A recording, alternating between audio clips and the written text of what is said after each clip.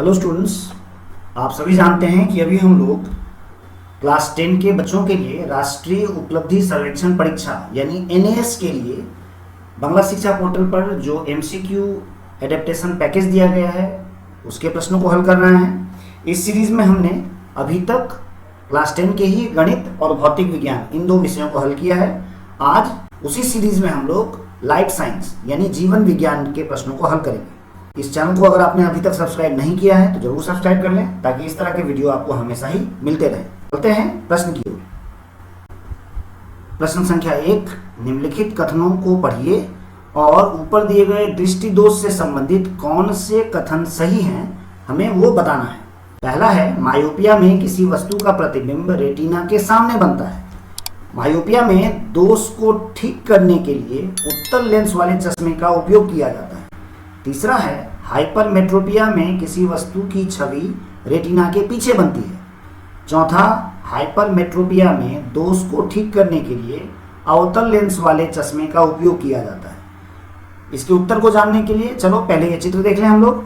Myopia में retina के पहले ही वस्तु का प्रतिबिंब बन रहा है, यानी जो पहला कथन है वो बिल्कुल ही सही है। और इसे करेक्शन के लिए, इस दोष को ठीक करने के लिए हम लोग किस लेंस का उपयोग कर रहे हैं? कनकेव लेंस का उपयोग कर रहे हैं। जबकि यहाँ हमें कहा गया है मायोपिया दोष को ठीक करने के लिए उत्तल यानी कन्वेक्स लेंस का उपयोग किया जाता है, जो गलत है। इसी प्रकार हाइपरमेट्रोपिया में देखो, वस्तु का जो प्रतिबिंब है वह रेटिना के बाहर बन रहा है, यानी हमारा जो कथन 3 नंबर है वो क्या है? वो भी सही है कि हाइपरमेट्रोपिया में किसी वस्तु की छवि रेटिना के पीछे बनती है। इसका करेक्शन क्या था? तो इसके करेक्शन के लिए हम लोग कन्वेक्स लेंस का उपयोग करते हैं, यानी उत्तल लेंस का उपयोग करते हैं। जबकि यहाँ हमें दिया गया है हाइपरमेट्रिया को ठीक करने के लिए अवतल लेंस का उपयोग करते हैं, जो कि गलत है। तो इस प्रकार जो कथन सही था वह था पॉइंट नंबर 1 और पॉइंट नंबर 3, यानी हमारा यहाँ जो आंसर है वो है ऑप्शन डी। प्रश्न संख्या 2, निम्नलिखित में से प्रतिवर्त चाप यानी रिफ्लेक्स आर्क के सही अनुक्रम को निर्धारित करना है। तो रिफ्लेक्स आर्क का जो सही अनुक्रम है वो है ऑप्शन सी, रिसेप्टर, संवेदी न्यूरॉन, तंत्रिका केंद्र, मोटर न्यूरॉन और प्रभावक यानी इफेक्टर। चलते हैं प्रश्न संख्या 3 की तरफ। प्रश्न संख्या 3, नीचे दिए गए 2 कथनों को पढ़िए और सही विकल्प का चयन कीजिए। जिसमें पहला कथन है, जीवों के बीच अस्तित्व के लिए संघर्ष देखा जा सकता है। दूसरा कथन है, जीवों में प्रजनन की विलक्षणता लेकिन भोजन की उपलब्धता और स्थान सीमित है। इस दूसरे कथन का हिंदी रूपांतरण सही नहीं हुआ है। इसका जो सही हिंदी रूपांतरण होगा वह यह है, इसे देख लो।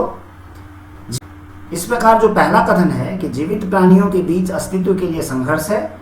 दूसरा कथन है, जीव उच्च दर से प्रजनन करते हैं लेकिन भोजन और आश्रय स्थान सीमित हैं।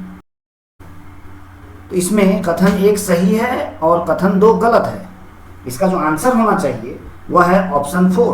कथन 1 और कथन 2 दोनों ही सही हैं और कथन 2 कथन 1 की सही व्याख्या है। प्रश्न संख्या 4, सही जोड़ों का पता लगाइए। जिसमें पहला है हाइड्रा, मुकुलन होता है उसमें। स्पाइरोगायरा, बीजाणु गठन गलत है। अमीबा में पुनर्जनन नहीं होता है। प्लेनेरिया में बाइनरी विखंडन नहीं होता है। जो सही जोड़ा है वो है ए, हाइड्रा में मुकुलन होता है। प्रश्न संख्या 5, निम्नलिखित कथनों को पढ़िए। यह हार्मोन हृदय गति, कार्डियक आउटपुट और रक्तचाप को बढ़ाता है। यह हार्मोन श्वसन दर को बढ़ाता है। यह हार्मोन बीएमआर को बढ़ाता है। निम्नलिखित में से कौन सा हार्मोन ऊपर दिए गए कार्यों से संबंधित है? तो यहाँ जो 4 हार्मोन दिए गए हैं उसमें सिर्फ एक एड्रिनलिन हार्मोन है जिसके ये सारे कार्य हैं। इसको तुम अपनी किताब में देख सकते हो। एड्रिनलिन का जो कार्य है उसमें जो पहला नंबर आता है कि यह अनैच्छिक पेशियों को उत्तेजित करता है, जिससे हृदय पेशियां उत्तेजित हो जाती हैं और इसके फलस्वरूप रक्तचाप बढ़ जाता है, यानी ब्लड प्रेशर बढ़ जाता है। यह श्वसन पेशियों को नियंत्रित करता है। और तीसरा पॉइंट है जिसके कारण हम लोग इस हार्मोन को इमरजेंसी हार्मोन कहते हैं, जिसमें भय, क्रोध आदि के समय यह हार्मोन हमारे शरीर में ज़्यादा स्रावित होता है, जिससे शरीर को ऊर्जा अधिक मिलती है और शरीर में उत्तेजना या उत्साह पैदा होता है। इस घटना के कारण हमारे शरीर में हृदय गति तेज हो जाती है और हमारा बीएमआर बढ़ जाता है। तो इस प्रकार जो हमारा आंसर है वो है ऑप्शन बी। प्रश्न संख्या 6, सही जोड़े का पता लगाइए। यहाँ बाइकुस्पिड वल्व, ट्राइकुस्पिड वल्व, महाधमनी वल्व और पाल्मोनरी वल्व, ये 4 वल्व के बारे में यहाँ बताया गया है। इसको जानने के लिए पहले हृदय की जो संरचना है उसे हम लोग देख लें। इस हृदय के संरचना में देख पा रहे हो पाल्मोनरी वल्व जो है वह राइट वेंट्रिकल और पाल्मोनरी आर्टरी के मध्य में बीच में लगा रहता है। इसके अलावा जो अन्य वल्व हैं वो यहाँ देख पा रहे हो। हमारा जो उत्तर है वो है ऑप्शन नंबर 4, पाल्मोनरी वल्व दाएं वेंट्रिकल और फुसफुसीय धमनी यानी पाल्मोनरी धमनी के बीच होता है। चलते हैं अगले प्रश्न की ओर। प्रश्न संख्या 7, अग्नाशयी रस में कौन सा प्रोटियोलाइटिक एंजाइम मौजूद होता है? तो अग्नाशयी रस में जो एंजाइम मौजूद होता है वो है ट्रिप्सिन। प्रश्न संख्या 8, पादप हार्मोन के कुछ कार्य नीचे दिए गए हैं, उनमें से कौन से 2 कार्यों का श्रेय जिबरेलिन को दिया जाता है? तो सबसे पहले हम लोग जिबरेलिन के जो कार्य हैं वो देख लें। जिबरेलिन का कार्य है कि इसके छिड़काव से तने के पर्व पर की कोशिकाओं में विभाजन तेजी से होता है और कोशिकाएं अधिक लंबी होती हैं, जिससे पौधे लंबे हो जाते हैं। इसमें जो चौथा पॉइंट है वो देख लो, यह बीजों की सुसुप्तावस्था को भंग कर अंकुरन में सहायता करता है। और 5वां पॉइंट है, यह कलियों को खिलने में मदद करता है। इस प्रकार हमें जिबरेलिन के जो कार्य मिल रहे हैं वो है पॉइंट नंबर 2 और पॉइंट नंबर 4 यहाँ लिखे गए हैं, यानी हमारा आंसर है ऑप्शन नंबर सी, 2 और 4। चलते हैं प्रश्न संख्या 9 की तरफ। प्रश्न संख्या 9, एक शुद्ध पीले बीज वाले मटर के पौधे को शुद्ध हरे बीज वाले मटर के पौधे के साथ संकरित किया जाता है। अगर मटर के पौधे पहली फाइलियल पीढ़ी में उत्पादित स्वयंभू, यहाँ स्वयंभू नहीं होगा, ये होगा स्वयं परागन होता है, तो फिर दूसरी फिलहाल पीढ़ी में यहाँ जो 4 ऑप्शंस हैं उसमें से कौन सा ऑप्शन सही है? इसको जानने के लिए पहले हम लोग एक डायग्राम देख लें। यहाँ हमने पीले मटर बीज वाले पौधे के साथ हरे मटर के बीज वाले पौधों का परागन कराया है, यानी क्रॉस कराया है। इस क्रॉस के फलस्वरूप जो नए पौधे उत्पन्न होते हैं वे सभी हाइब्रिड पीले रंग के होते हैं। यह F1 पीढ़ी में होता है। F1 पीढ़ी में जो पौधे उत्पन्न हुए उनके बीच स्वपरागन कराने के बाद जो F2 पीढ़ी है, उस F2 पीढ़ी में जो भी पौधे उत्पन्न होते हैं उसमें देखो, एक शुद्ध पीले बीज वाले पौधे होंगे, 2 हाइब्रिड बीज वाले पौधे हैं, जबकि एक शुद्ध हरे बीज वाले पौधे हैं। यानी यहाँ पर 3 पौधे ऐसे होंगे जो पीले रंग के होंगे और सिर्फ एक पौधा ऐसा होगा जो हरे बीज का होगा। यानी 4 में से 3 पीले बीज वाले मटर के पौधे होंगे, जबकि एक हरे बीज वाले मटर के पौधे होंगे। इस प्रकार हमारा जो आंसर है वो है ऑप्शन सी। प्रश्न संख्या 10, श्वास द्वारा फेफड़ों तक जाने वाले मार्ग का सही क्रम कौन सा है?